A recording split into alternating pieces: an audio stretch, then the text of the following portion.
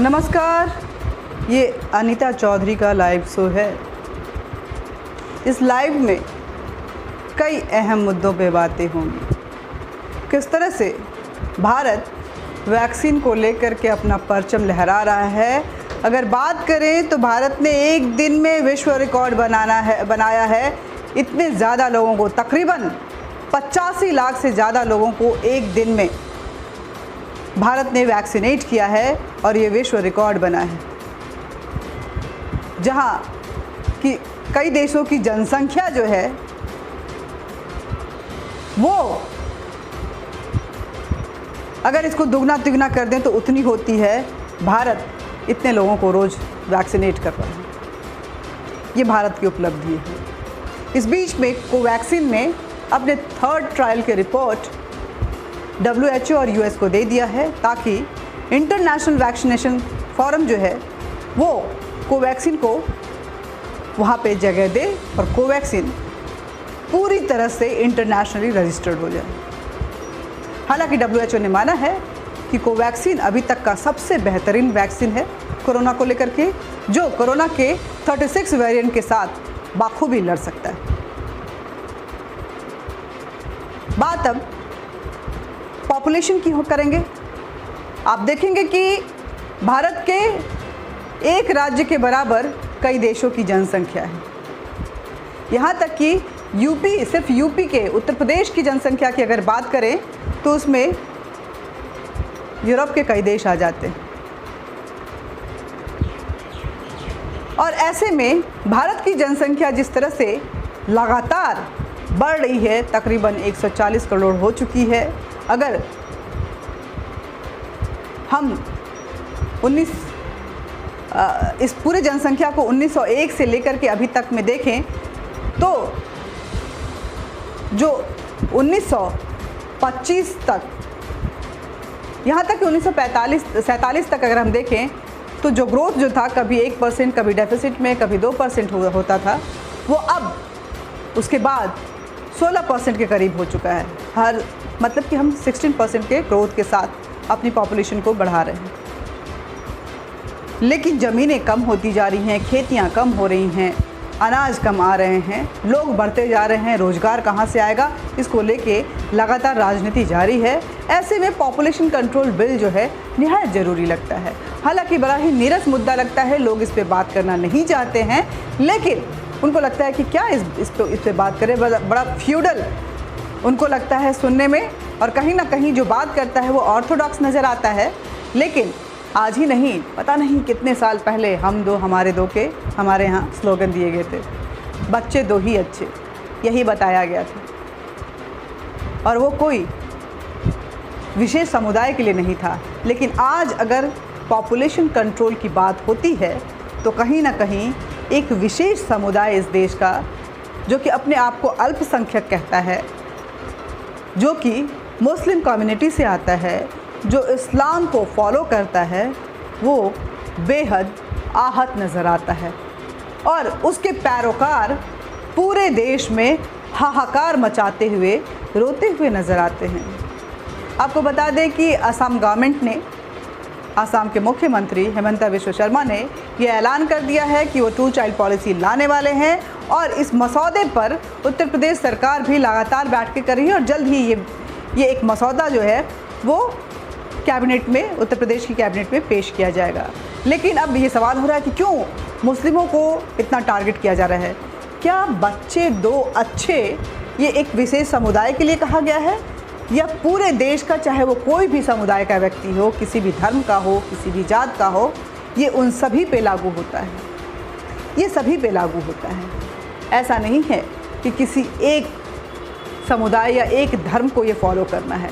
जब ये पॉलिसी आएगी, जब ये कानून आएगा, तो उस राज्य का या भारत सरकार जब लाएगी तो देश के हर एक व्यक्ति पे समान रूप से लागू होगा, और वो मुसलमानों पे भी लागू होगा।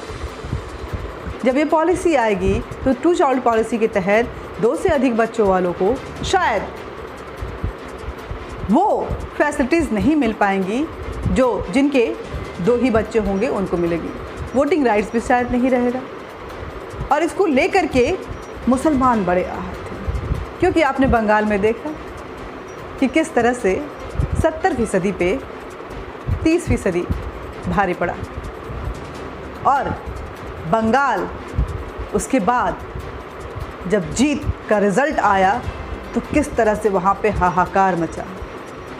वायलेंस, हिंसा का तांडव आज भी जारी है बंगाल में। मुस्लिम समुदाय हिंदुओं पे बर्बरता फैला रहे हैं और डर के मारे लोग या तो धर्म बदल रहे हैं या अपने जन्मस्थान को छोड़कर पलायन कर रहे हैं।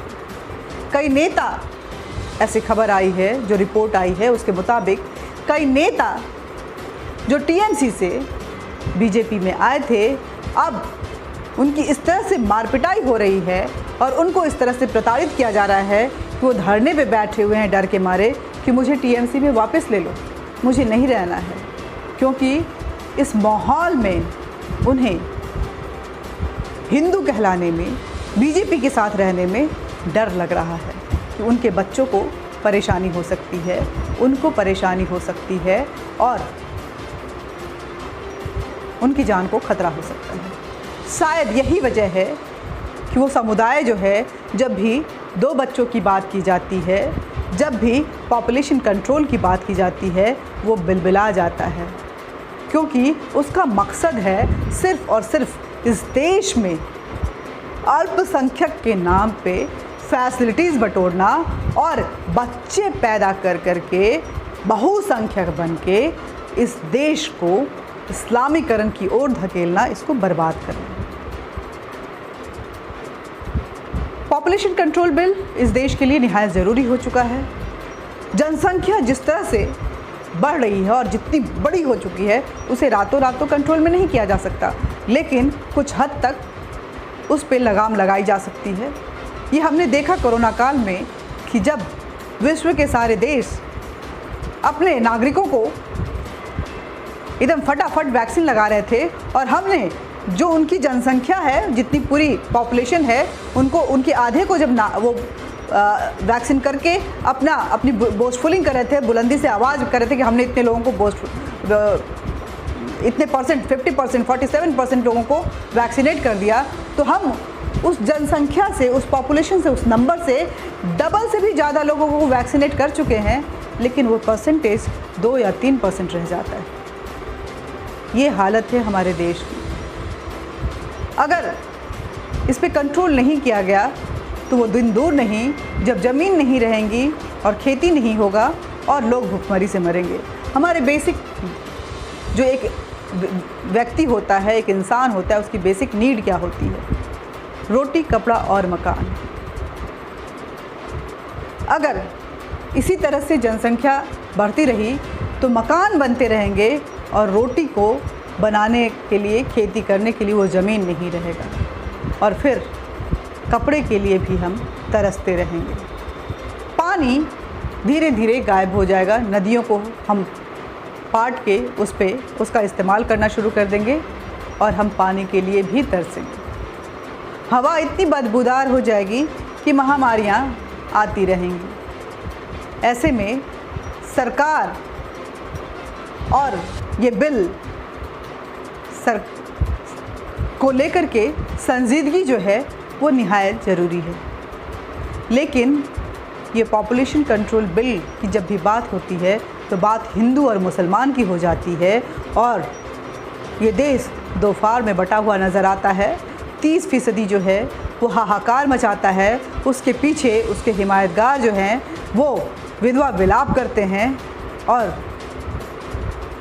ये देश, भारत माता अपने कंधों पर बढ़ते बोझ को देखते हुए, दबते हुए, बस निरीह भाव से वो इंसाफ के ताक में देखती रह जाती है।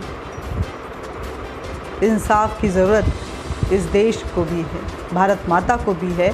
ये इतना बोझिल करना और इस बोझ को इतना लगातार बढ़ते देना शायद कहीं ना कहीं भारत के लिए खतरा बन सकता है। इसलिए जो हिंदू और मुसलमान के नाम पे पॉपुलेशन कंट्रोल बिल को रोकने की बात कर रहे हैं, वो एक बात ज़रूर समझ लें कि उसका नुकसान इस देश को अगर होगा तो उनको भी ज़रूर होगा। और हर बात धर्म पे नहीं ख़त्म होनी चाहिए, बल्कि देश सर्वोपरि होना चाहिए। ये तो कुरान में भी बताया गया है। इस्लाम के फॉलोअर्स के लिए बता रही हूँ कि ज़रा वो भी ध्यान दें कि कुरान ने ये बातें बड़ी संजीदगी के साथ कही हैं। नमस्कार, आज के लिए बस इतना ही। लाइक कीजिए, सब्सक्राइब कीजिए, शेयर कीजिए और कमेंट बॉक्स में कमेंट ज़रूर कीजिए। धन्यवाद।